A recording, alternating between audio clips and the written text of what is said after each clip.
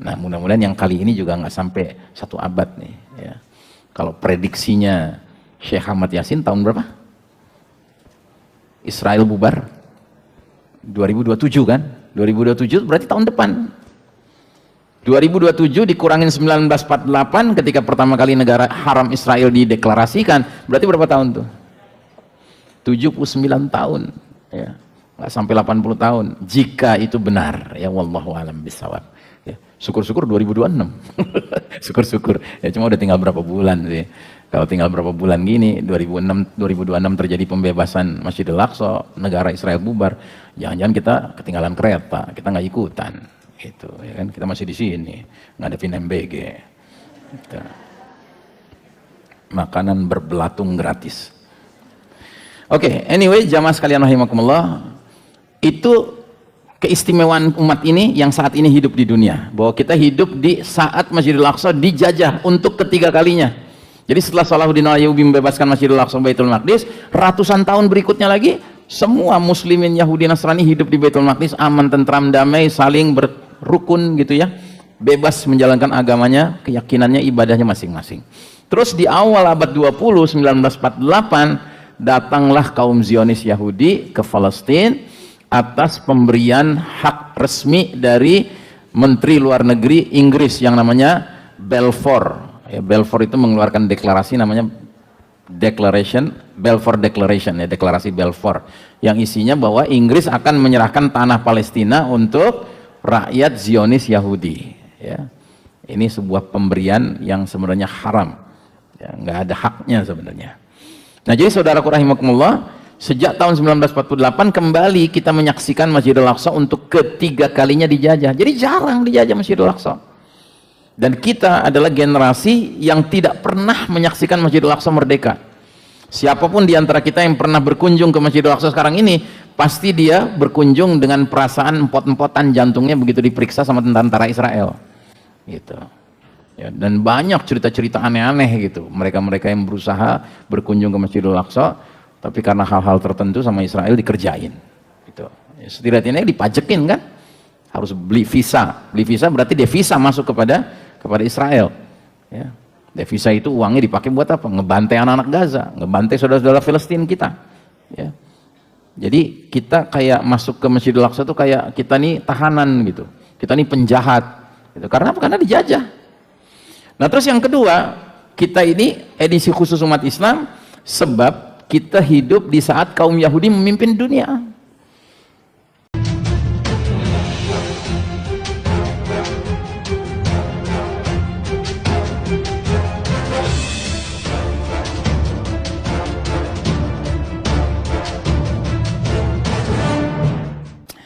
Surah Ali Imran 140, ya.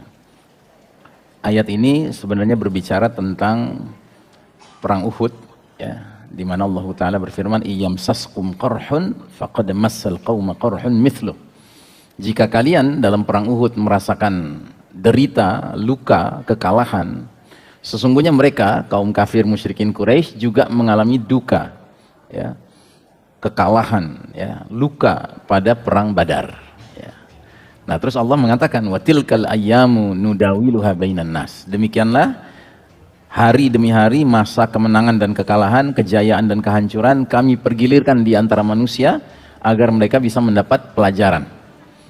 Jadi perang Badar umat Islam meraih kemenangan yang gilang gemilang.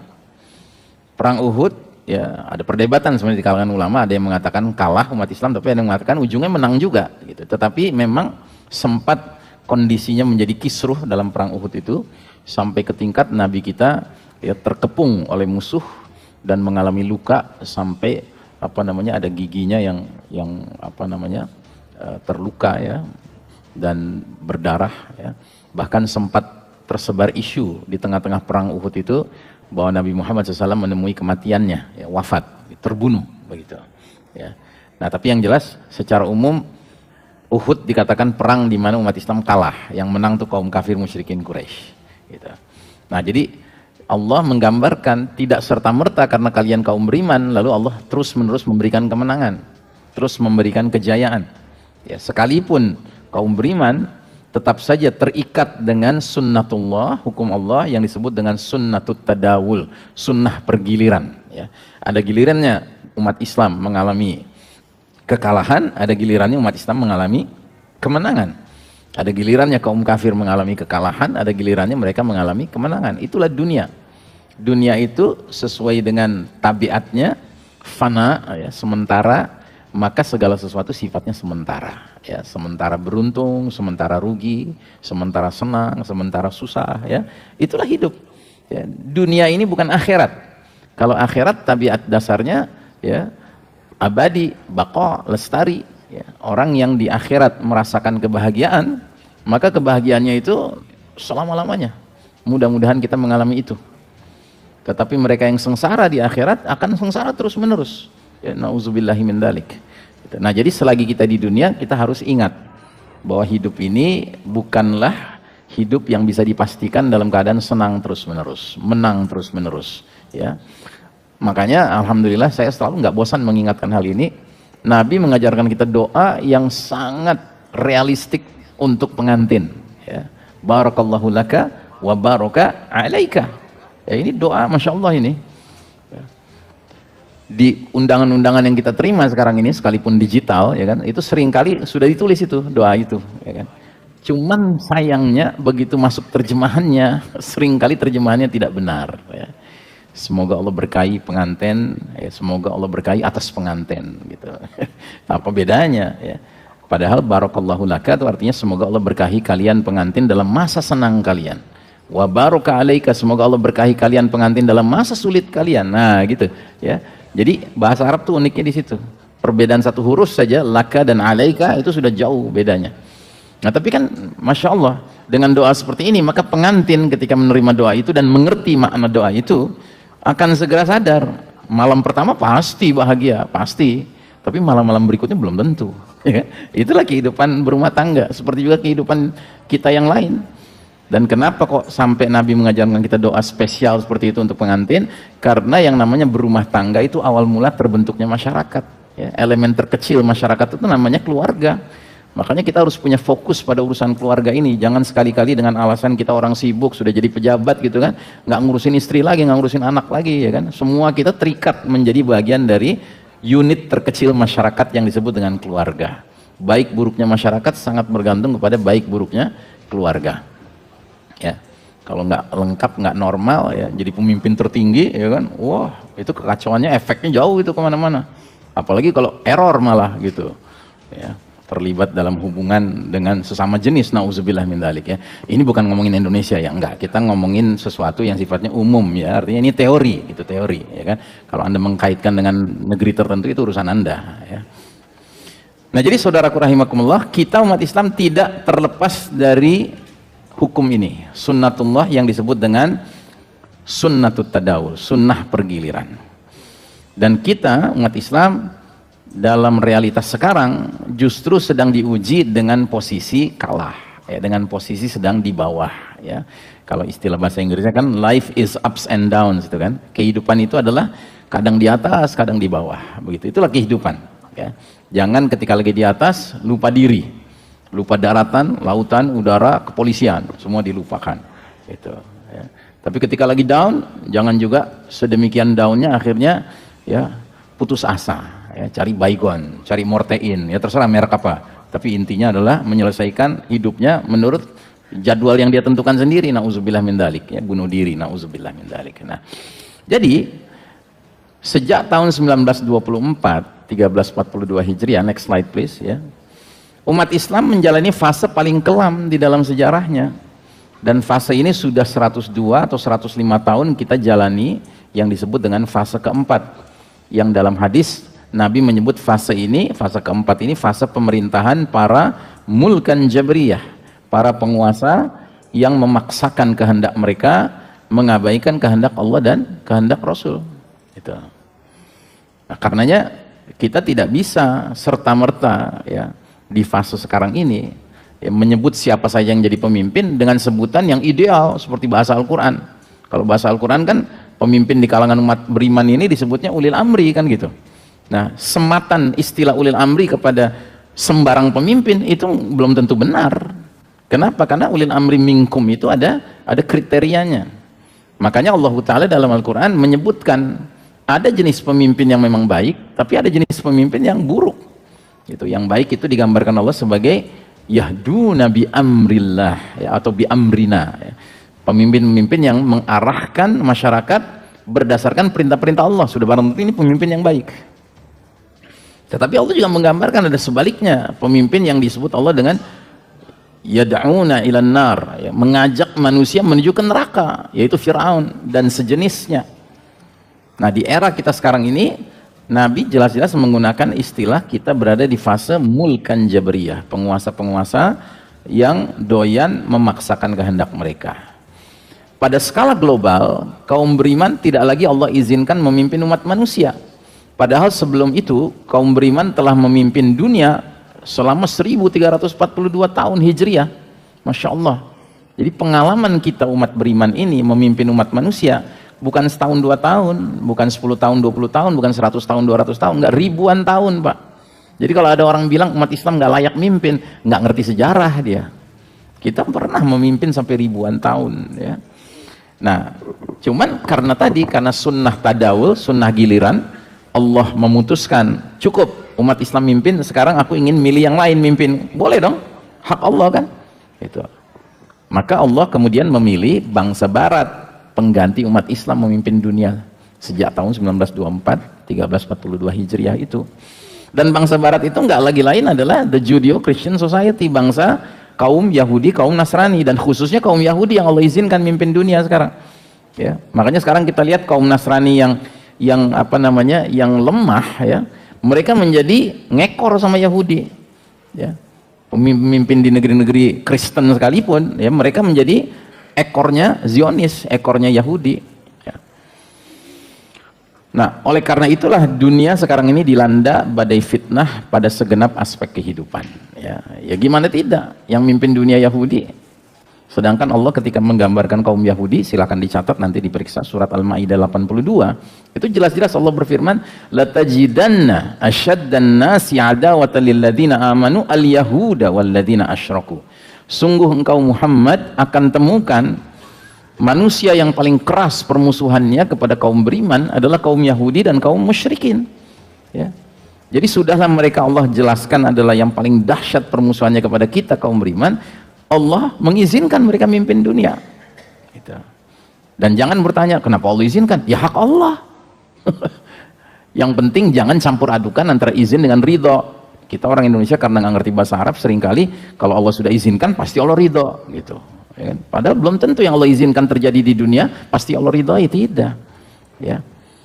Jadi ada tuh orang-orang kan, wah akhirnya menang kan, gue pilih nomor 2, jadi dia presiden, Allah ridho sama dia. Nanti dulu, ya kan, ridho enggaknya Allah lihat kiprahnya. Allah izinkan dia, iya, gitu. Jangankan sekedar jadi presiden, ya kan? Apa ada korupsi terjadi di muka bumi tanpa izin Allah? Semua korupsi terjadi karena Allah izinkan. Tapi Allah ridho? Enggak ridho Allah dengan korupsi. Saking kerasnya Allah tentang pencurian, korupsi, sampai Allah mengeluarkan aturan as-sariqu was-sariqatu faqta'u aydiyahuma. Pencuri laki-laki, pencuri perempuan, potong tangannya. Itu kan murka Allah itu. Perzinahan. Ada perzinahan bisa terjadi tanpa izin Allah? Enggak ada. Semua perzinahan terjadi karena izin Allah. Tapi Allah ridho? Ya jauh dari ridho. Makanya nggak ada ayat melarang perzinahan. Yang ada apa? La taqrabuz zina. Jangan dekati zina.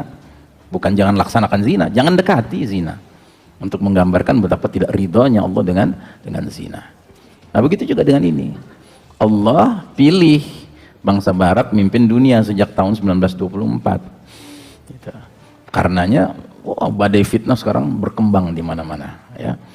Namun semenjak terjadinya beberapa peristiwa berskala global belakangan ini, tampaknya fase paling kelam ini akan segera kita tinggalkan, insya Allah.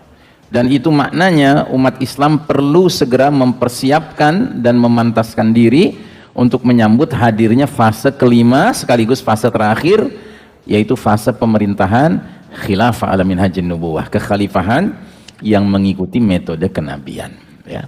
Dan itu berarti akan tegak kembali pemerintahan Islam, pemerintahan yang benar-benar menjalankan perintah-perintah Allah, perintah-perintah Rasulullah SAW. Ya. Dan kita insya Allah akan menyambut itu, kita akan menghadapi itu insya Allah ya. Dan yang lebih penting lagi adalah kita berharap kepada Allah, kita dijadikan alat Allah untuk menjemput itu ya. Kita berharap kita digunakan Allah, apapun kelebihan yang kita miliki, untuk dipercaya Allah menjemput kemenangan itu, kejayaan itu, tegaknya pemerintahan Islam itu.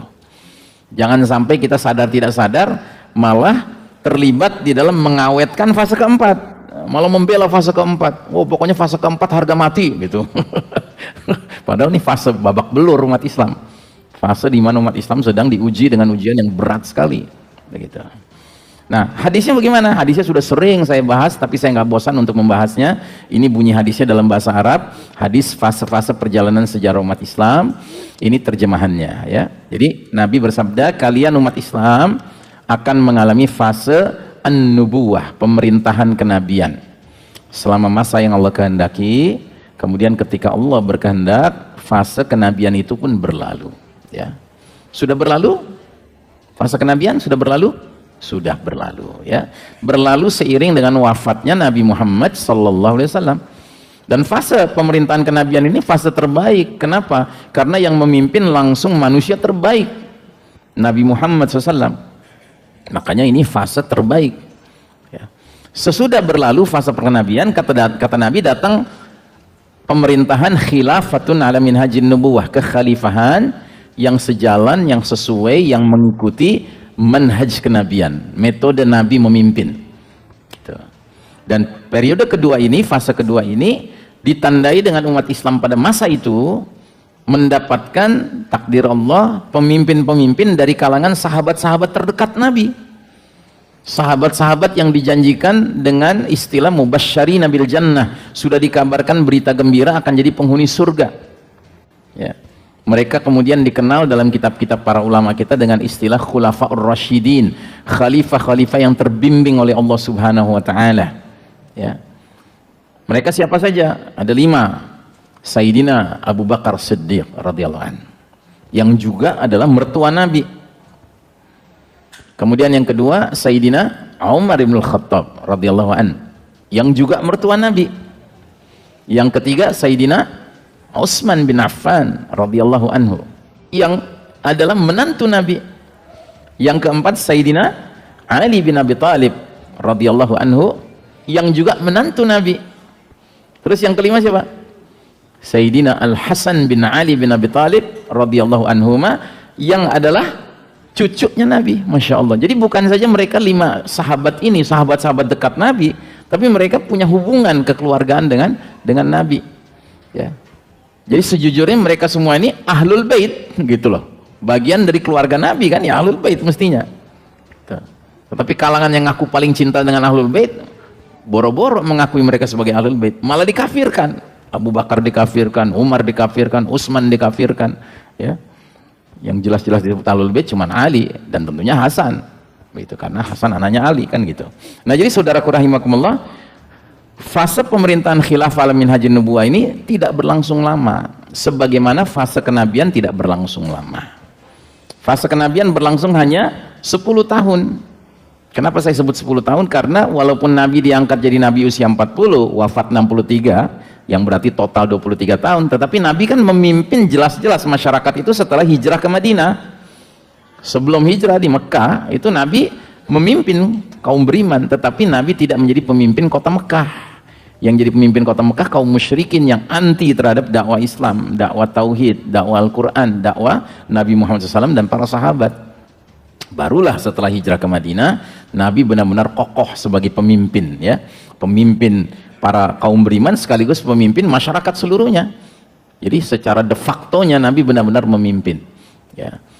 Dan dari situlah dalam waktu 10 tahun dari Madinah itu, seluruh jazirah Arab dibebaskan dari kejahiliahan, dari kesyirikan, menjadi jazirah yang tercerahkan ya dengan cahaya al-Islam, Al-Quran.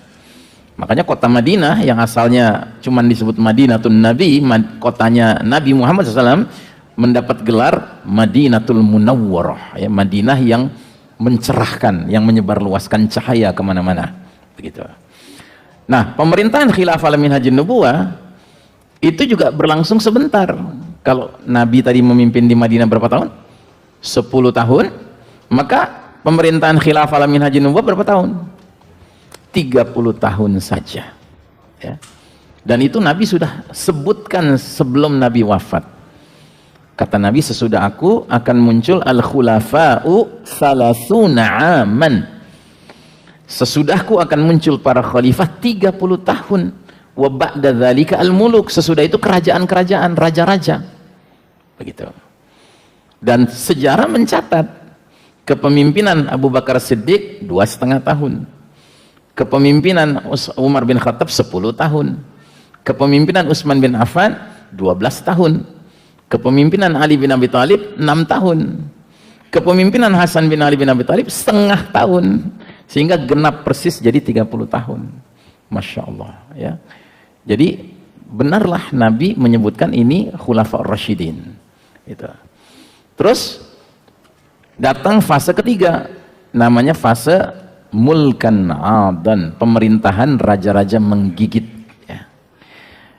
Pemerintahan raja-raja menggigit ditandai dengan Hasan bin Ali sebagai Khalifah Rasyidah terakhir meletakkan jabatannya dan menyerahkannya kepada Muawiyah. Muawiyah ini sahabat Nabi, putranya Abu Sufyan, sahabat Nabi juga. Ya. Muawiyah mulai memimpin, ternyata sudah tidak lagi ala minhajin nubuwah, persis sebagaimana manhaj kenabian dalam pola memimpinnya, tetapi cenderung menggunakan pola kerajaan. Ya. Kalau pola kerajaan biasanya pergantian pemimpinnya caranya gimana? Waris mewarisi, ya, turun temurun. Gitu.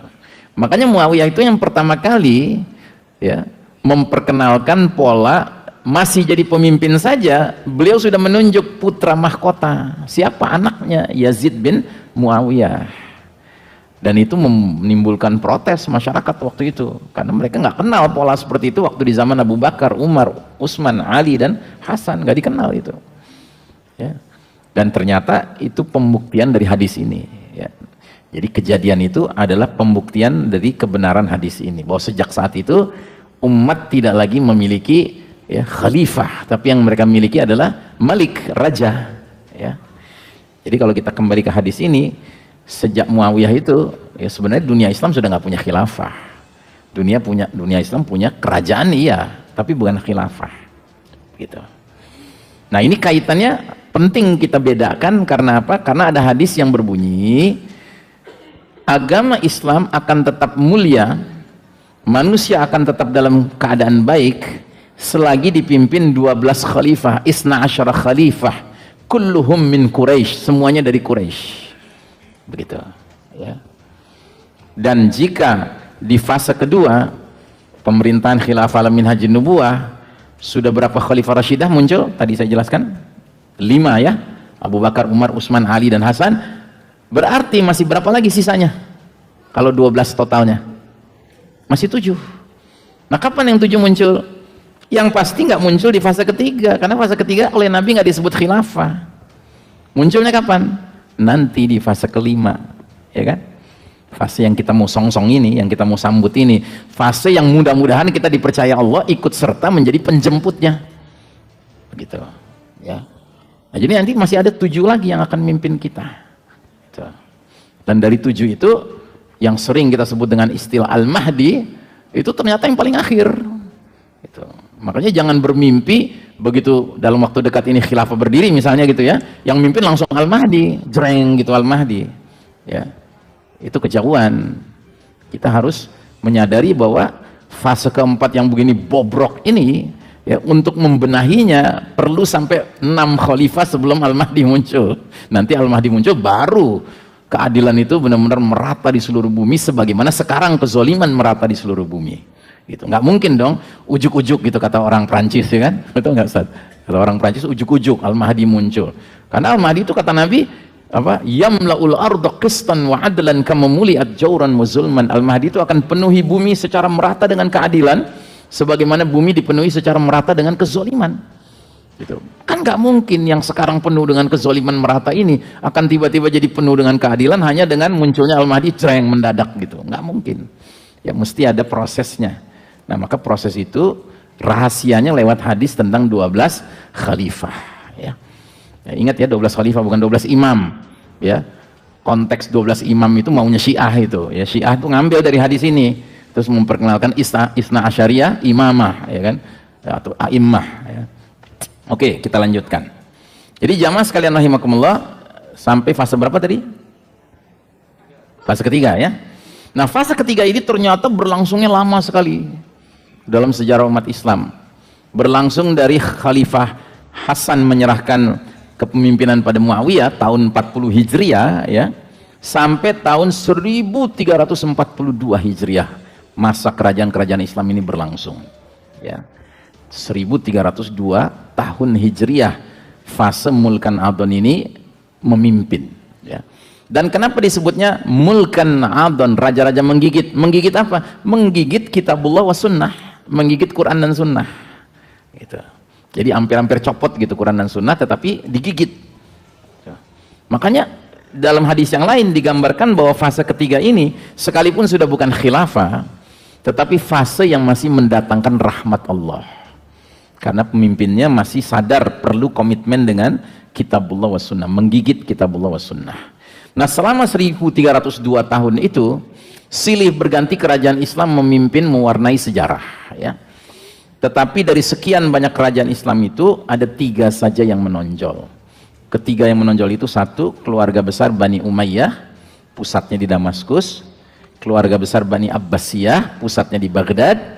Dan keluarga besar Bani Utsmani, ya, yang pusatnya di Istanbul, Turki, ya, Kesultanan Utsmani Turki. Ustadz, bagaimana dengan kerajaan Umayyah yang ada di di Andalusia, ya, di Spanyol? Nah, itu salah satu yang menyemarakkan gitu, ya, tetapi itu nggak bisa dipandang besar gitu, ya. Yang besar ini yang 3 ini terutama, ya. Nah, jadi jamaah sekalian rahimakumullah, setelah fase raja-raja menggigit itu masuklah kita ke fase kita sekarang ini, ya, fase keempat ini yang Nabi sebut sebagai pemerintahan Mulkan Jabriyah, para penguasa yang memaksakan kehendak mereka, ya. Dan para penguasa yang memaksakan kehendak ini awal mulanya ditandai dengan apa? Ditandai dengan Kesultanan Utsmani Turki yang merupakan kerajaan Islam terakhir bubar, ya, dirontokkan, ya, diruntuhkan, ya. Dan kita masih bisa lihat foto-foto yang mengenaskan bagaimana, ya, khalifah atau raja terakhir Kesultanan Utsmani Turki itu terusir dari istana, ya, oleh konspirasi kalangan Turki nasionalis yang dipimpin oleh siapa?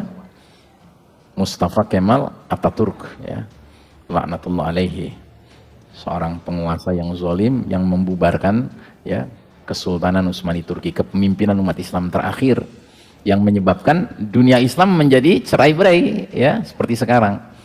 Dan digantilah di negeri-negeri kaum muslimin itu bermunculan yang namanya nation state, negara bangsa. Jadi negara bukan diikat oleh akidah la ilaha illallah Muhammad Rasulullah, tapi diikat oleh jenis bangsa. Muncullah negara Indonesia, bangsa Indonesia pengikatnya. Muncullah negara Malaysia, bangsa Malaysia pengikatnya. Muncullah negara Mesir, ya kan, bangsa Mesir pengikatnya. Jadi kita dialihkan dari akidah kepada sesuatu yang sifatnya primordial. Primordial itu artinya material, ya kan?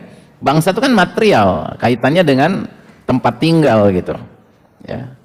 Cetek banget gitu dibandingkan dengan akidah. Kalau akidah kan tinggi gitu. Nah, sistem Islam itu sistem yang mengajak masyarakat menyadari bahwa ikatan kita ini mulia sekali, ya, kalimat tauhid itu pengikat kita. Tapi sekarang kita ini kan diikat oleh kebangsaan, ya kan? Kebangsaan itu seolah-olah mengalahkan tauhid gitu, ya. Nah, jadi saudaraku rahimakumullah, fase keempat ini kemudian ditandai dengan bubarnya kerajaan Islam terakhir itu, negeri kaum muslimin menjadi tercerai-berai, kemudian Allah pun mengizinkan Barat memimpin dunia, bahkan Yahudi memimpin dunia, ya. Makanya kacau balau fase keempat ini, ya, fase yang paling kelam dalam sejarah umat Islam. Tetapi alhamdulillah Nabi tidak berhenti mengeluarkan hadis ini sampai fase keempat. Kata Nabi, fase keempat ini nasibnya bakal sama kayak fase pertama, kedua, ketiga. Apa itu? Selama masa yang Allah kehendaki, kemudian ketika Allah sudah berkehendak, fase itu pun akan berlalu, ya. Akan ada expire date fase ini gitu. Dan kalau expire date-nya sudah tiba, dengan sendirinya kita akan memasuki fase kelima yang namanya sama persis seperti fase kedua. Maka di fase kelima nanti kita akan saksikan munculnya 7 khalifah Rashidah yang memimpin sampai puncaknya Al-Mahdi memimpin kekhalifahan pada tataran yang terbaik, ya. Itu pun setelah Al-Mahdi masih ada lanjutannya. Siapa lanjutannya yang memimpin? Setelah Al-Mahdi siapa yang memimpin? Isa ibnu Maryam Al-Masih alaihi salam, ya. Jadi Al-Mahdi nanti akan menyerahkan kepada Isa alaihi salam, ya, kepemimpinan umat manusia ini, gitu, ya. Makanya kalau Anda masih ingat tahun Allahumma sholli ala Muhammad 2014 bulan Ramadan, kalau nggak salah tanggal 1 itu, 1 Ramadan, ada deklarasi khilafah ala minhajin nubuwah, ya, dari sebuah tempat namanya Raqqah. Raqqah itu di mana? Di mana? Di Suriah, ya. Itu. Jadi diumumkan khilafah ala minhajin nubuwah sudah tegak di Raqqah. Seluruh umat Islam, ya, diharuskan berbaiat, begitu, ya. Jadi di ujungnya, ya, ujung deklarasi itu dia mengeluarkan pernyataan kepada semua junudud daulah, kepada semua tentara-tentara, ya, ad-daulah, negara ini, negara khilafah ala minhajin nubuwah yang baru diumumkan ini, serahkanlah, kerahkanlah semua yang kalian miliki demi tegaknya panji-panji kita, gitu. Darah kalian, jiwa kalian, daging-daging kalian, harta kalian, pikiran kalian, serahkan semuanya agar meninggikan panji kita, sehingga kita serahkan kepada Isa alaihi salam, katanya gitu, ya kan. Dan itu bagian yang paling membuat saya sangsi, ini bener nggak nih khilafah? Kok tiba-tiba mau nyerahin ke Isa alaihi salam, terus Al-Mahdinya aja belum muncul, gitu. Kok tiba-tiba mau nyerahin ke Isa alaihi salam, gitu, ya. Yang kemudian sekarang dikenal dengan kode 1515. Tahu ya 1515? Tulis aja 1515, itu cara bacanya gimana? Gitu, ya. Tahu kan? Yang tahu, yang nggak tahu tanya sama yang tahu, gitu. Nah, jadi jamaah sekalian rahimakumullah, sudah barang tentu itu khilafah palsu, ya, khilafah palsu, karena di akhir zaman khilafah itu nggak bisa terlepas dari munculnya khalifah-khalifah Rashidah yang ujungnya baru Al-Mahdi, gitu, ujungnya Al-Mahdi, gitu. Itu satu. Terus yang kedua, alamatnya keliru. Kok diumumkan dari Raqqah, sedangkan Nabi sudah mengisyaratkan bahwa khilafah ala minhajin nubuwah fase kelima nanti ibu kotanya di mana? Jangan bilang Kalimantan, gitu. Di mana ibu kotanya? Khilafah ala minhajin nubuwah fase kelima nanti di mana? Di Baitul Maqdis, ya, yang orang sekarang nyebutnya Jerusalem. Itu ada hadisnya, nanti saya perlihatkan hadisnya, ya. Jadi masya Allah, ya. Kalau kita ngerti ilmu akhir zaman, kita bisa nolak gitu loh segala isu-isu yang muncul yang kayaknya keren banget gitu. Wah, khilafah sudah berdiri, ya kan? Di Syam juga, di Suriah gitu kan. Tapi kok di Raqqah gitu, bukan di Baitul Maqdis. Ya, nah ini error nih, ada masalah nih. Gitu. Baik, kita lanjutkan. Nah jadi saudaraku rahimakumullah, inilah peta kita, perjalanan kita, dan garis putih putus-putus itu yang life is up and down, ya kan? Yang namanya kehidupan itu ya naik turun, gitu. Nah kita juga begitu, posisi kita sebagai umat, kita ini mengalami posisi kadang menang, kadang kalah, kadang berjaya, kadang runtuh, ya. Dan kita berjaya panjang sekali. Di fase pertama Nabi memimpin 10 tahun Hijriah di Madinah. Di fase kedua, ya, para khulafa Rasyidin memimpin dari tahun 10 Hijriah sampai 40 Hijriah, 30 tahun. Di fase ketiga, para mulkan adon, raja-raja menggigit, memimpin dari tahun 40 Hijriah sampai 1342 Hijriah. Oh, 1302 tahun. Yang kalau di total semuanya 1342 tahun Hijriah umat Islam ini memimpin dunia. Sistem yang diperkenalkan, sistem yang fondasinya iman tauhid, gitu. Jadi umat Islam berjaya dan memimpin pada masa itu, ya. Nah kemudian masuk fase keempat, kita pun meluncur ke bawah, ya. Kita merosot ke bawah, dan sekarang kita berada di bawah ini, dan kita sudah berada di bawah 102 tahun Masehi, karena dari 1924 kan, kita sekarang 2026. Berarti ya betul kan, 2026 kurangin 1924, 102 tahun. Sedangkan 1447 sekarang kita ini kurangin 1342, 105 tahun, gitu. Sudah kita berada dalam posisi kalah, posisi terus-menerus babak belur. Ya. Nah, tetapi alhamdulillah, insya Allah kita akan meroket lagi. Istilah meroket, ingat ada yang pernah ngomong meroket, ekonomi Indonesia akan meroket. Dujail yang ngomong gitu kan, Dujail ya, dajjal kecil. Alhamdulillah udah nggak ada di panggung nyatanya, walaupun panggung nggak nyatanya, panggung gaibnya kayaknya masih main dia, gitu, ya kan. Tapi kalau ini meroket beneran ini, karena yang bersabda Nabi Muhammad SAW, nggak mungkin Nabi berbohong, ya. Jadi kalau memang kita sudah melewati fase keempat, nggak ada pilihan lain. Habis mentok ke bawah ya naik ke atas kita. Bola kan gitu, kalau udah ke bawah membal dia naik ke atas. Gitu. Nah jadi selama kepemimpinan Mulkan Jabriyah ini, dunia ini menjadi kacau balau karena yang memimpin kafir, dan kafirnya kafir harbi yang memerangi Islam dan umat Islam, yaitu Yahudi. Makanya terasa berat sekali situasi kita sekarang. Yahudi itu dengan kecerdikannya, atau lebih tepatnya kelicikannya, ya kan, menyebarluaskan nilai-nilai kekufuran, nilai-nilai kebatilan, ya kan, sebagai nilai-nilai yang disanjung-sanjung, yang dimuliakan. Sebaliknya nilai-nilai kebenaran, nilai-nilai keimanan itu digambarkan oleh mereka sebagai nilai-nilai kebatilan yang harus ditinggalkan oleh umat manusia. Begitu. Nah, jadi saudaraku rahimakumullah, di fase keempat ini kita merasakan betapa sempitnya ya hidup kita di dunia sekarang ini. Di berbagai aspek kehidupan kita merasakan kekacauan, ya. Tetapi insya Allah nggak lama lagi kita akan masuk fase kelima, insya Allah, ya. Bahkan ya, kita sekarang ini harus menyadari bahwa kita ini, khususnya kita, saya, ibu-ibu, bapak-bapak yang duduk di majelis ini, generasi kita ini edisi khusus umat Islam loh. Kita ini edisi khusus umat Islam. Karena apa? Karena 3 hal. Satu, kita hidup di saat Masjidil Aqsa lagi dijajah. Sepanjang sejarah umat Islam, Masjidil Aqsa dijajah tuh jarang sekali. Nah, pertama kali dijajah Masjidil Aqsa tuh waktu Nabi hidup. Yang menjajah siapa? Pemerintahan kerajaan Romawi. Itu yang menjajah Masjidil Aqsa. Makanya Nabi punya proyek besar membebaskan Masjidil Aqsa, tapi masalahnya ada proyek besar yang lebih penting yang harus didahulukan Nabi. Apa itu? Membebaskan kota Mekah, tempat lahirnya dari kemusyrikan, apalagi di situ ada Ka'bah. Mesti diberesin dulu itu. Makanya di tahun ke-8 Hijriah, Nabi dengan izin Allah melakukan program besar namanya Fathu Mekah, pembebasan kota Mekah. Ya. Gilang gemilang ya, umat mengalami kemenangan pada masa itu.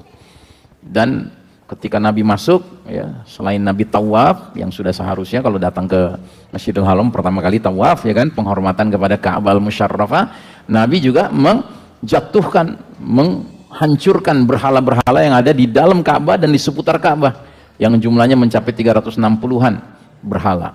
Itu. Nah, tapi begitu Nabi sudah membebaskan kota Mekah, pulang ke Madinah, Nabi langsung fokusnya kepada pembebasan Masjidil Aqsa. Maka Nabi bikin pasukan, pilih pemimpinnya anak muda belia, namanya Usama bin Zaid bin Harithah radhiyallahu anhuma, masih usia 19 tahun kalau nggak salah. Padahal prajurit-prajuritnya kelasnya Abu Bakar Siddiq, Umar bin Khattab, Ali bin Abi Thalib, Masya Allah. Dan Nabi kirim pasukan itu, tapi belum jauh meninggalkan Madinah, Nabi wafat, ya. Sehingga tertahan pasukan ini. Diganti Nabi oleh Khalifah Abu Bakar Siddiq. Khalifah Abu Bakar Siddiq menghadapi situasi genting. Kenapa? Karena tiba-tiba muncul orang-orang nggak mau bayar zakat, muncul orang-orang murtad yang meninggalkan Islam, harus diperangi. Ya. Cuma tetap Abu Bakar kekeh, ya, kekeh itu bahasa Perancis lagi ya. Tetap istiqomah, ya kan. Dia kirim pasukan dipimpin sama Usama bin Zaid ini, sampai Umar protes. Wahai Amirul Mukminin, Abu Bakar, ini negara masih kacau, belum stabil. Kaum murtad muncul, yang nggak mau bayar zakat muncul. Apa tepat saatnya ini ngirim pasukan ini? Abu Bakar jawab dengan mantap, kalau itu menjadi program Nabi, itu program aku. Gitu. Bismillah, berangkat. Gitu. Sampai Khalifah Abu Bakar wafat, belum merdeka Baitul Maqdis, Masjidil Aqsa. Diganti oleh siapa? Khalifah Umar bin Khattab. Nah, di zaman Khalifah Umar lah baru Masjidil Aqsa dengan izin Allah terbebaskan. Begitu. Makanya Umar bin Khattab dapat kemuliaan ya untuk menerima langsung kunci Baitul Maqdis dari pemerintahan kerajaan Romawi, kekaisaran Romawi. Nah, setelah itu ratusan tahun orang yang tinggal di Baitul Maqdis, Muslimin, Nasrani, Yahudi, hidup rukun damai, ya, aman, stabil, ya, bebas beribadah sesuai keyakinannya, sesuai agamanya masing-masing. Dan memang hanya kalau Islam yang mimpin lah keadilan itu bisa tegak, ketentraman itu bisa berlaku. Kalau Masjidil Aqsa dikuasai sama Nasrani, umat Islam Yahudi terzolimi. Kalau Masjidil Aqsa dikuasai Yahudi, umat Muslim dan Nasrani terzolimi. Gitu. Hanya kalau umat Islam yang mimpin, ya semua pihak mendapatkan ya haknya masing-masing. Nah, setelah ratusan tahun dalam keadaan seperti itu, rukun damai, bebas, merdeka, aman, datang lagi tentara-tentara salib dari Eropa menjajah Baitul Maqdis, menjajah Masjidil Aqsa. Tetapi alhamdulillah nggak sampai 1 abad Allah hadirkan ya para pejuang Islam dipimpin oleh komandannya yang legendaris bernama Salahuddin Al-Ayyubi rahimahullah, membebaskan untuk kedua kalinya setelah Masjidil Aqsa untuk kedua kalinya dijajah. Nah, ini pembebasan kedua kalinya. Dan Salahuddin Al-Ayyubi membebaskan itu tidak sampai 1 abad ya, tahun ke-88 penjajahan terbebaskan. Nah, mudah-mudahan yang kali ini juga nggak sampai 1 abad nih ya. Kalau prediksinya Syekh Ahmad Yasin tahun berapa? Israel bubar 2027 kan? 2027 berarti tahun depan. 2027 dikurangin 1948 ketika pertama kali negara haram Israel dideklarasikan, berarti berapa tahun tuh? 79 tahun ya. Nggak sampai 80 tahun jika itu benar ya, wallahu alam bisawab ya. Syukur-syukur 2026 syukur-syukur ya, cuma udah tinggal berapa bulan sih. Kalau tinggal berapa bulan gini 2026 terjadi pembebasan Masjidil Aqsa, negara Israel bubar, jangan-jangan kita ketinggalan kereta, kita nggak ikutan itu ya kan, kita masih di sini ngadepin MBG gitu. Makanan berbelatung gratis. Oke, anyway, jamaah sekalian rahimakumullah, itu keistimewaan umat ini yang saat ini hidup di dunia, bahwa kita hidup di saat Masjidil Aqsa dijajah untuk ketiga kalinya. Jadi setelah Salahuddin Al-Ayyubi membebaskan Masjidil Aqsa Baitul Maqdis, ratusan tahun berikutnya lagi semua muslimin Yahudi Nasrani hidup di Baitul Maqdis aman, tentram, damai, saling berrukun gitu ya, bebas menjalankan agamanya, keyakinannya, ibadahnya masing-masing. Terus di awal abad 20 1948 datanglah kaum Zionis Yahudi ke Palestina atas pemberian hak resmi dari Menteri Luar Negeri Inggris yang namanya Balfour. Ya, Balfour itu mengeluarkan deklarasi namanya Balfour Declaration, ya, deklarasi Balfour, yang isinya bahwa Inggris akan menyerahkan tanah Palestina untuk rakyat Zionis Yahudi. Ya. Ini sebuah pemberian yang sebenarnya haram, ya, nggak ada haknya sebenarnya. Nah, jadi saudaraku rahimakumullah, sejak tahun 1948 kembali kita menyaksikan Masjidil Aqsa untuk ketiga kalinya dijajah. Jadi jarang dijajah Masjidil Aqsa. Dan kita adalah generasi yang tidak pernah menyaksikan Masjidil Aqsa merdeka. Siapapun di antara kita yang pernah berkunjung ke Masjidil Aqsa sekarang ini, pasti dia berkunjung dengan perasaan empot-empotan jantungnya begitu diperiksa sama tentara Israel. Gitu. Ya, dan banyak cerita-cerita aneh-aneh gitu. Mereka-mereka yang berusaha berkunjung ke Masjidil Aqsa, tapi karena hal-hal tertentu sama Israel dikerjain gitu. Ya, setidaknya dipajekin kan, harus beli visa berarti devisa masuk kepada Israel ya. Devisa itu uangnya dipakai buat apa? Ngebantai anak-anak Gaza, ngebantai saudara-saudara Palestina kita ya. Jadi kita kayak masuk ke Masjidil Aqsa tuh kayak kita nih tahanan gitu, kita nih penjahat gitu. Karena apa? Karena dijajah. Nah, terus yang kedua, kita ini edisi khusus umat Islam sebab kita hidup di saat kaum Yahudi memimpin dunia. Padahal selama ribuan tahun, jangankan mimpin dunia Yahudi nggak punya tempat tinggal. Bahasa kerennya itu Yahudi selama ribuan tahun tuh keleleran. Tahu keleleran? Apa Pak keleleran artinya? Hah? Luntang lantung, ya, luntang lantung nggak karuan. Karena apa? Nggak jelas di mana tempat tinggalnya. Mereka jadi satu bangsa yang kalau datang ke satu negeri tertentu nggak lama bikin onar tuh, diusir sama negeri itu, pergi ke negeri lain bikin onar, diusir lagi dari negeri itu. Emang tukang bikin onar mereka. Jadi selama ribuan tahun Bani Israel itu nggak punya kejelasan tempat tinggal, Tiba-tiba di zaman kita Allah bukan saja mengizinkan mereka punya tempat tinggal, tapi Allah izinkan mereka bikin negara haram, negara ilegal, namanya Israel. Jadi ini membuat kita jadi edisi khusus umat Islam. Ya. Nggak pernah ada umat Islam dari zaman Nabi SAW sampai sebelum Israel menguasai Masjidil Aqsa itu merasakan bahwa ya, bangsa Israel itu bisa bersatu, bisa punya satu negara. Nggak pernah ada, baru di zaman kita ini. Ya. Jadi anomali itu. Makanya si Zionis itu selalu bilang negara Palestina nggak pernah ada gitu, ya kan? Kata anak Betawi palelopeang gitu, ya kan? Sebaliknya negara Israel yang nggak pernah ada gitu. Orang di berbagai bukti-bukti sejarah ada tulisan Palestina, Palestine kalau bahasa Arabnya gitu, ya.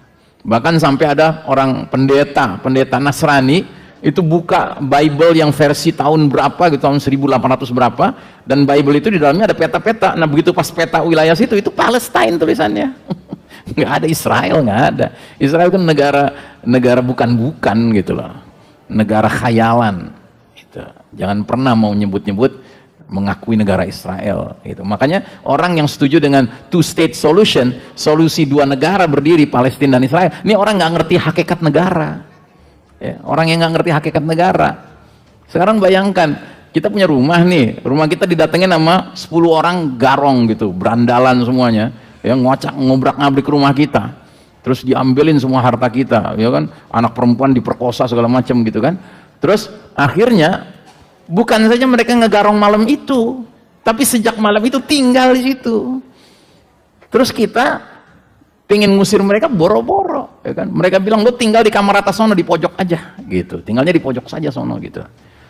Terus tiba-tiba ada usulan supaya damai, ya kan? Udah diakui aja garong itu sebagai pemilik rumah, ya kan? Pemilik rumah sebenarnya juga sebagai pemilik rumah. Logis nggak? Masuk di akal nggak tuh? Kok tiba-tiba yang garong harus dianggap berhak tinggal di rumah pihak yang digarongin gitu? Ya, itulah konsep two state solution. Ya, konsep yang sangat tidak masuk akal, ya. Nggak ada unsur kebenaran di dalamnya, semua itu palsu, ya. Nah jadi jamaah sekalian rahimakumullah, kita hidup di saat kaum Yahudi memimpin dunia, bahkan punya negara sesuai janji Allah di surat Al-Isra ayat 7. Nah ini penting nih. Jadi rupanya waktu negara Israel dideklarasikan, tiba-tiba berkibar bendera Israel di wilayah tanah Palestina, itu ada beberapa ulama, ya, di negara-negara Arab yang sujud, Pak. Tapi sujudnya bukan sujud syukur, tapi sujud karena mengingat ayat ini, ya. Ayatnya bunyinya gimana? Ini bunyi ayatnya, fa idza jaa wa'dul akhirati liyasu'u wujuhakum wa liyadkhulul masjida kama dakhaluhu awwala marrah wa liyutabbiru ma 'alau tatbira.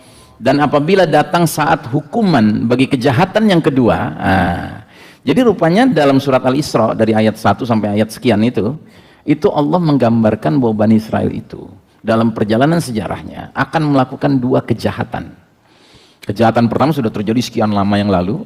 Nah, kejahatan kedua itu sekarang dengan mereka datang, ya, secara paksa, ya, merebut tanah orang, yaitu Palestina ini, ya. Nah, kalau itu terjadi kejahatan kedua, maka janji Allah juga akan datang. Janji Allah apa? Menghukum mereka. Dan hukumannya itu 3 tahap. Tahap pertama, menyuramkan muka-muka kamu. Jadi muka-mukanya Bani Israel itu akan dibikin suram, Pak. Muka itu cerminan dari wajah, cerminan dari tampilan, ya kan? Nah, pengertian disuramkan mukanya tuh dibikin citranya jatuh, dibikin citranya rusak begitu. Yang kedua, Allah akan menyebabkan mereka, musuhnya Bani Israel, masuk ke dalam masjid sebagaimana musuh-musuhmu memasukinya kali pertama. Jadi akan terjadi tahrir Masjidil Aqsa. Masjidil Aqsa akan dibebaskan sama musuh-musuhnya Bani Israel, ya, Zionis ini, yaitu kita. Itu janji kedua Allah terhadap kejahatan kedua mereka. Janji yang ketiga dari Allah, bahkan Allah akan membinasakan sehabis-habisnya apa saja yang mereka kuasai. Jadi nanti umat Islam itu bukan saja akan membebaskan Masjidil Aqsa, tapi akan menghabisi semua atharuz Zion, ya kan? Semua jejak-jejak Zionisme itu akan dihapuskan, gitu. Nah, jadi para ulama itu sujud karena teringat ayat ini. Wah, dengan sudah berdirinya negara Israel walaupun secara ilegal, itu pertanda mereka akan melakukan kejahatan kedua mereka. Dan kalau mereka melakukan kejahatan kedua mereka, itu pertanda bahwa Allah akan mendatangkan 3 hal ini. 1, disuramkan wajah mereka. 2, dibebaskan Masjidil Aqsa. 3, jejak-jejak Zionisme Yahudi laknatullah alaihim itu akan dihapuskan sehabis-habisnya. Dan sekarang kita sudah menyaksikan yang pertama terjadi, yaitu disuramkannya muka mereka. Hari ini, terutama setelah Badai Al-Aqsa, Tufanul Aqsa di Gaza, 2 tahun 2 hari itu, resminya ya, sampai sekarang juga masih terjadi pembantaian. Itu yang namanya Zionis, yang namanya negara Israel, udah morat-marit, wajah mereka udah morat-marit. Gitu. Di seluruh dunia mereka menjadi kaum yang terkutuk, kaum yang dimurkai, kecuali oleh penguasa-penguasa Mulkan Jabriyah yang memang dibawa ketek mereka. Tapi rakyat pada umumnya semua mengutuk Israel, Zionis sekarang. Ya. Oke ya, nah jadi mereka sujud dalam rangka mengingat ayat ini. Wah, ini tanda-tanda nih, begitu ya. Makanya kalau kita ngerti keseluruhan jalan ceritanya, kita tuh nggak akan terjebak dengan situasi, wah kacau nih, kayaknya bakal hancur nih Masjidil Aqsa nih. Ya kan, mereka udah bikin gorong-gorong di bawahnya, udah digrogoti gitu ya. Ya jangan melihat cuman dari satu potret sesaat, ya kan. Lihatlah keseluruhan potretnya, bahwa ini jalan ceritanya indah sekali, ini jalan ceritanya. Wong Allah yang bikin skenario, Allah yang bikin cerita kan. Ya. Dan Allah sudah berjanji, wal aqibatu lil muttaqin, akibat terakhir selalu berpihak pada kaum yang bertakwa. Jangan melihat cerita itu di tengah jalan, apalagi kalau di tengah jalannya pas potretnya orang bertakwanya lagi terzolimi, ya kan, yang ada tuh sedih doang. Tapi lihatlah cerita itu keseluruhannya. Nah jadi saudaraku rahimakumullah, yang ketiga, kita ini edisi khusus umat Islam karena kita ditakdirkan hidup saat di ujung akhir fase keempat, fase paling kelam dalam sejarah umat Islam ya. Di fase dimana insya Allah kita akan segera menjemput fase kelima. Ini yang dikatakan beberapa ulama di Arab dengan ungkapan nahnu fi akhiri zamanul istid'af. Kita umat Islam yang hidup sekarang ini berada di ujung keterpurukan, di ujung fase ketertindasan, fase Mulkan Jabriyah. Jadi kalau kembali kepada skema tadi, tolong Lutfan balik ke skema 2 slide sebelumnya ya. Jadi kita ini bukan berada di fase keempat masih di sebelah kiri, baru di garis merah gitu, baru ngelewatin garis merah. Bukan juga di tengah-tengahnya, masih di bawah sekali gitu. Enggak, kita insya Allah sudah berada di garis putih yang sudah menjelang garis merah gitu loh. Insya Allah kita di situ sekarang. Kita harus yakin dengan itu. Kenapa? Karena selalu saja ya plot twist itu muncul dalam situasi yang seolah-olah kayaknya kita udah nggak ada harapan. Dan itu situasi kita sekarang. Nah jadi jamaah sekalian rahimakumullah, terus lanjut satu lagi, slide satu lagi ya. Jadi ada beberapa peristiwa skala global yang sepertinya menandai peralihan fase sejarah umat Islam dari fase keempat menuju fase kelima. Dan 4 peristiwa itu apa saja? 1, Ma'arakah Tufanul Aqsa, perang Badai Al-Aqsa yang pecah pada bulan Oktober 2023 di Gaza. Ya, berakhir resminya Oktober 2025. Itu resminya. Tanggal 9 Oktober 2025 ditandatangani gencatan senjata secara formal, ya kan? Jadi sekarang ini fase gencatan senjata. Tapi Bani Israel gitu loh, doyan melanggar perjanjian, ya kan? Pembantaian jalan terus. Menurut statistik sekarang sudah 870-an yang syahid semenjak gencatan senjata ditandatangani. Udah hampir 1000. Ya, nggak ada di negara lain, nggak ada di sejarah lain, ya kan? 2 pihak yang tadinya perang terus gencatan senjata, dalam fase gencatan senjata bisa sampai hampir 1000 yang mati, ya kan? Kecuali kelakuan Israel, ya kan? Yang memang terus-menerus diberi perlindungan. Ya. Nah jadi jamaah sekalian rahimakumullah, itu peristiwa pertama. Peristiwa kedua, Tahrirud Dimashq, pembebasan Damaskus, yang berarti pembebasan negara Suriah pada bulan Desember 2024. Dan cilakanya sebagian besar umat Islam nggak terlalu memperhatikan peristiwa ini, termasuk umat Islam di negeri ini nggak terlalu memperhatikan. Banyak yang mengabaikan, bahkan nggak tahu menahu. Bahkan saya pernah tuh nanya ibu kota Suriah apa namanya, nggak ada yang tahu gitu, ya kan. Yang ketiga, publikasi The Epstein Files Januari 2026 ya. Apa hubungannya Ustadz Epstein Files dengan peralihan fase? Oh, hubungannya erat sekali, nanti saya jelaskan. Terus yang keempat, perang besar dua kekuatan dunia non-Islam, ya. Dan ini perang besar ini sampai detik ini yang kita lihat baru percikan-percikannya saja, belum benar-benar perangnya yang benar-benar menyebabkan terjadi kematian yang masif yang dalam jumlah besar. Tetapi percikannya saja sudah cukup menimbulkan banyak problem di tubuh umat Islam, karena banyak yang kecele bule gitu, ya. Tahu kecele bule ya? Kalau kecele itu ya kan dikecewakan, kalau kecele bule itu dikecewakan pisan, nah, gitu bahasa Perancisnya. Boleh ya Ustaz, istilah dikecewakan pisan boleh ya, halal ya. Oke, nah jadi kita lihat satu persatu. Ma'rakatus Tufanul Aqsa. Ma'rakatus Tufanul Aqsa ini ternyata sesuatu yang sudah diprediksikan oleh Nabi kita 15 abad yang lalu lewat salah satu hadis tentang alamatus sa'ah, tanda-tanda akhir zaman. Dan hadis ini mirip sekali dengan hadis fase-fase yang tadi saya jelaskan. Mari kita lihat hadisnya. Awwalu hadzal amr nubuwah wa rahmah. Awal mula urusan agama ini adalah kenabian dan rahmah, maksudnya pemerintahan kenabian, dan rahmah maksudnya pemerintahan kenabian yang mendatangkan rahmat Allah, tercurah rahmat Allah dalam pemerintahan itu.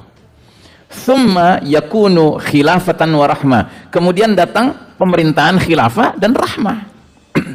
Persis kayak hadis tadi kan, habis nubuwah khilafah. Thumma mulkan wa rahmah, kemudian kerajaan-kerajaan dan rahmah. Persis kayak hadis tadi kan, cuma tadi hadisnya pakai mulkan adon, di sini cuma mulkan saja. Tadi juga hadisnya khilafah alamin haji nubuwah, di sini khilafah saja. Jadi tiga pemerintahan pertama itu rahmat Allah tercurah. Nah begitu nyebut yang berikutnya, di hadis ini nggak disebut jenis pemerintahannya atau sosok-sosok pemimpinnya kayak apa, tapi yang disebutkan prosesnya.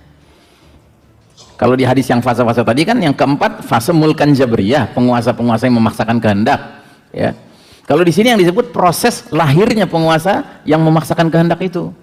Bahasanya gimana bahasa Nabi? Tsumma yatakadamuna 'alaiha takadumul hamir. Selanjutnya kemudian mereka manusia saling memperebutkan kekuasaan kepemimpinan sebagaimana keledai bertengkar.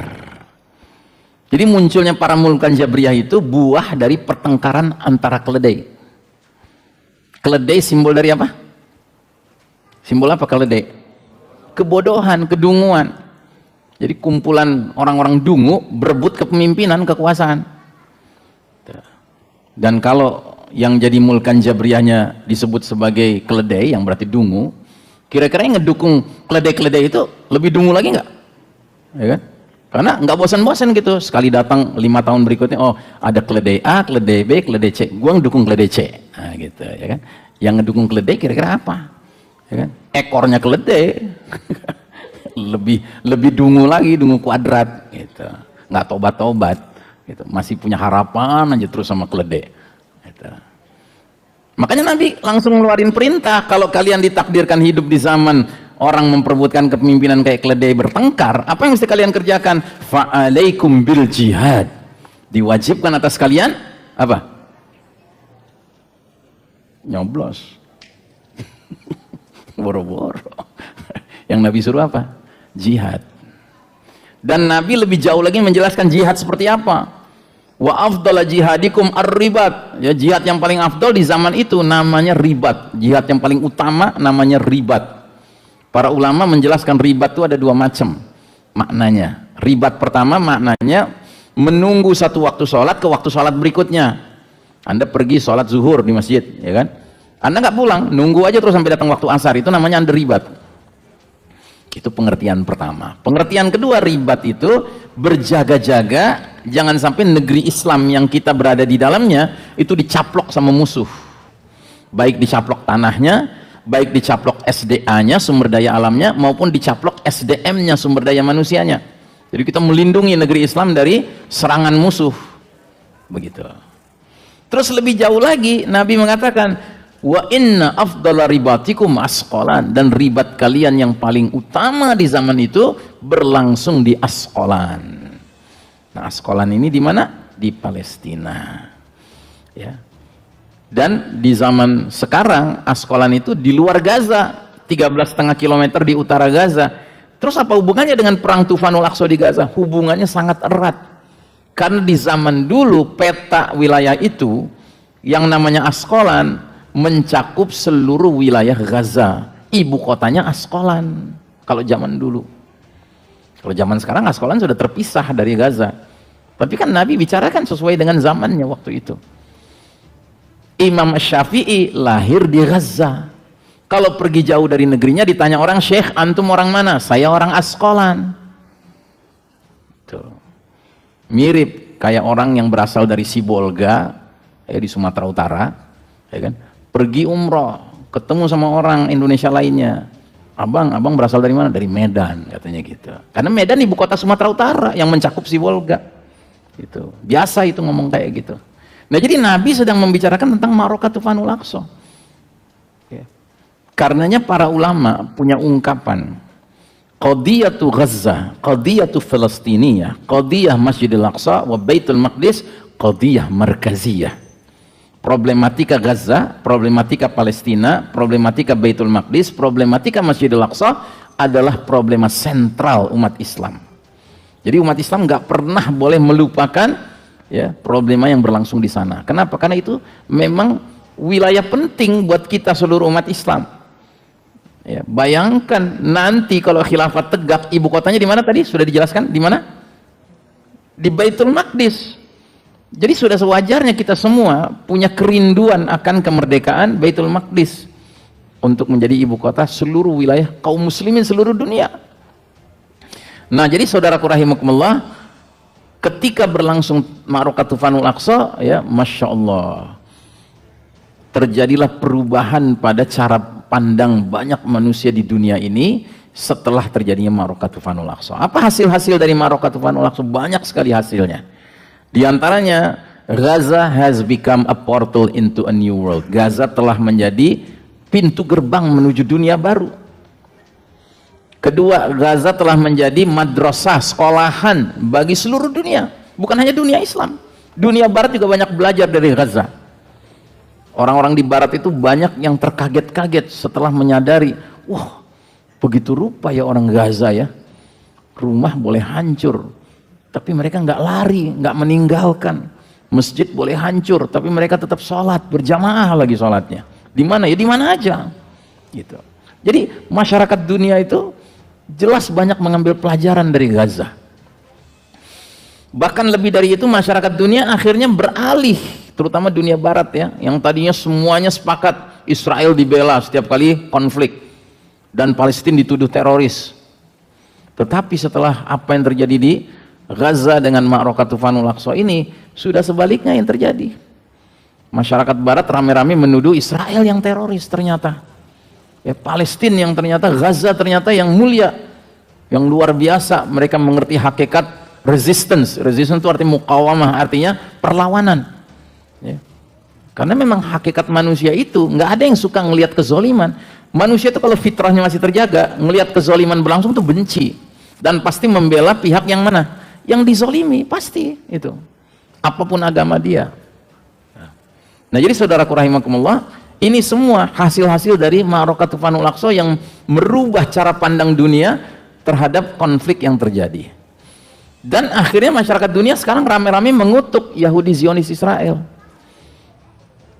Di rumah makan di Eropa, di Amerika, di Australia, begitu ketahuan ada pelanggan datang ternyata orang Israel, warga negara Israel, bahkan tentara Israel, diusir sama pengunjung restoran lainnya. Dan kalau nggak mau juga dia pergi, pemilik restoran turun tangan langsung, ngusir. Gitu. Jadi benar-benar udah dianggap apa ya? Parasit, tahu parasit? Parasit itu apa sih? Benalu, ya, benalu. Ya. Bukan anaknya si Alu, Ben Alu, bukan, ya kan? Benalu. Ya. Pokoknya dianggap ini bawa penyakit menular nih, gitu. Usir aja dah. Gitu. Dan itu berarti sejalan dengan ucapan kita dalam sholat kita. Ghairil maghdubi alaihim, ya Allah jangan masukkan kami ke dalam golongan orang-orang yang kau kutuk, yang kau murkai. Sahabat tanya, siapa itu al-maghdubi alaihim, orang-orang yang dimurkai Allah? Al-Yahud, kata Nabi, bangsa Yahudi. Jadi sekarang dunia tuh kayak sesuai dengan ucapan kita dalam sholat kita, rame-rame mengutuk bangsa Zionis Yahudi Israel. Kecuali siapa yang nggak ngutuk? Yang nggak ngutuk adalah Mulkan Jabriyah yang masih di bawah ketek mereka, ya kan?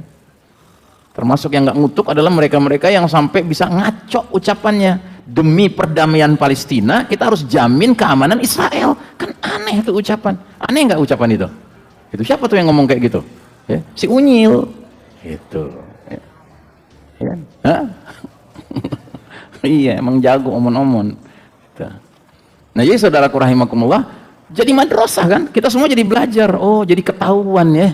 Siapa yang ngebelain penzolim, siapa yang ngebelain orang yang dizolimi. Jadi kelihatan gitu loh, jelas gitu bagi kita. Nggak perlu banyak belajar kita sekarang. Tapi lewat pelajaran-pelajaran kelakuan warga Gaza itu luar biasa kita jadi tersadarkan. Dan yang tidak kalah pentingnya hasil dari Ma'rakah Tufanul Aqsa, hujan hidayah lebat sekali terjadi turun khususnya di masyarakat barat. Orang berlompatan memeluk Islam sekarang gara-gara Gaza. Ya. Coba lihat sekarang tuh sampai ya, saya perhatikan di Instagram, sekarang ini banyak orang-orang barat yang memeluk Islam itu bikin akun khusus tentang pengalaman dia setelah masuk Islam, ya kan? Itu luar biasa sekarang tuh, di mana-mana orang Barat tuh. Dan ada tuh orang Barat, saya lihat kemarin tuh orang Amerika, dia bilang, ya gimana nggak kita, ya orang Barat ini akhirnya meninggalkan nilai-nilai Barat, dia bilang. Karena apa? Karena setelah kita kenal Islam, ternyata ini luar biasa ini ajaran, ya kan? Bahkan saya ketemu Muslim-Muslim, saya nggak pernah kenal, nggak pernah ketemu, itu tingkat keramahan mereka itu lebih dari saudara saya sendiri, katanya, ya kan? Sampai begitu, ya, Masya Allah, ya. Nah akhirnya yang paling penting, yang ujung terakhir apa? Masyarakat dunia sekarang udah makin rame yang mengatakan let's say goodbye to the western values and the western civilization. Yuk kita rame-rame mengucapkan selamat tinggal wahai nilai-nilai barat dan peradaban barat. Prek gitu, ya kan? Udah benci bener mereka dengan peradaban barat gitu. Karena apa? Peradabannya penuh dengan hipokrisi, penuh dengan kemunafikan, paling depan teriak-teriak hak asasi manusia, tapi giliran Palestina dizolimi, nggak ada hak asasi manusia buat orang Palestina. Itu nyata sekali di mana-mana sekarang terjadi. Ya. Nah, jadi ini peristiwa apa namanya? Yang pertama yang menyebabkan kita boleh bersangka baik sedang terjadi proses peralihan kita menuju fase kelima. Betul, umat Islam di mana-mana sekarang ini kelihatan masih terzolimi, ya, terutama di wilayah-wilayah yang konflik di Palestina, di Cina bagian barat, di India yang dizolimi sama rezim India yang musyrik, yang sangat benci pada Islam dan umat Islam, ya kan? Tapi sekalipun kita masih melihat tanda-tanda kita ini terzolimi sekarang ini, kita terpuruk sekarang ini, we are a rising ummah. Kita ini umat yang lagi nanjak, Pak.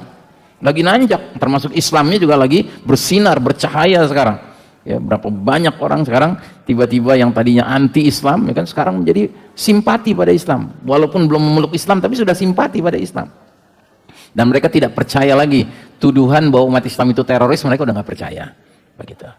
Dan begitu juga sebaliknya, walaupun di mana-mana kita lihat kelihatannya elit global Yahudi tengik Zionis itu masih mimpin dunia, masih kelihatan dikdaya, but actually they are a declining nation. Hakikatnya mereka adalah bangsa yang lagi merosot ke bawah, makin merosot mereka, ya. Oke, terus peristiwa kedua. Ini sebelum kita masuk ke peristiwa kedua, nih saya tadi baru